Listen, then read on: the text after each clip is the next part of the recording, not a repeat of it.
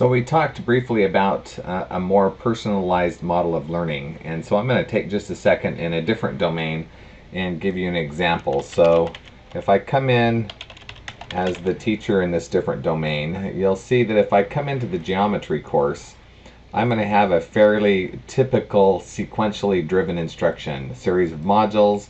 Inside those modules, a series of learning activities. At the end of those activities, I'm going to have some kind of summative assessment.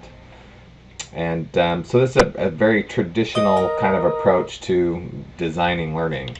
We're working with a couple of other schools, and those schools are really focused more on really flipping things entirely towards a personalized learning model. So in this case, what we've prototyped for them is just setting up each student in their own individual course. So instead of having a biology course or a geometry course with 20 enrollments, these are individual learners who are moving at their own pace against competencies, and they really control their learning. So in this case, if I come in and I look at the curriculum map, the way that this particular customer is using it is they have 4 quarters, and at the end of each quarter they have a quarter exhibition.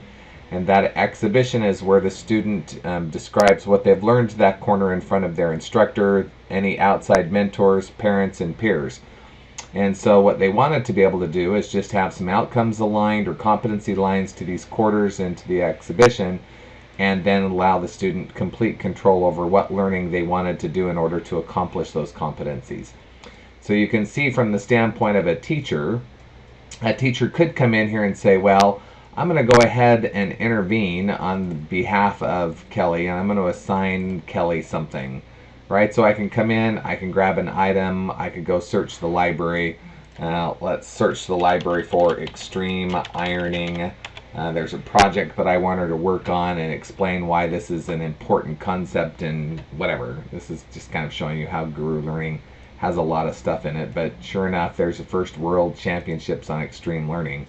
So I'm going to go ahead and create a link. I'm not going to worry about making it gradable. I'm going to stick it in her Q1 folder, and I'm going to assign that activity. So now that that's assigned, she's got something that she can do that I've given her. So if I flip back over to the student side and I go ahead and sign in as student 11 in this sandbox, then you'll see that as I come in, it just has my picture. It's my course. The background will load there in a minute.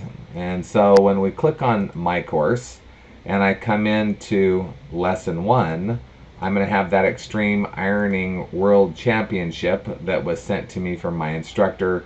I'm going to read up on this, determine what it means, and I'm going to submit something as evidence that's going to go into my Q1 exhibition. So anyway, so the teacher can intervene in this manner. The student could also say, hey, I need to add some items, and they can go out to the choice activity folder as well.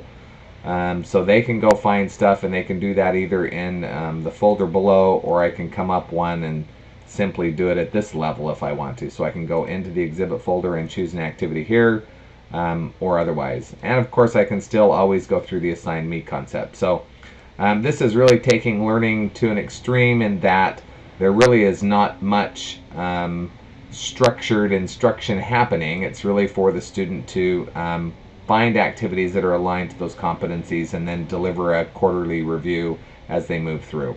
So this is just a different example that can be run on the platform.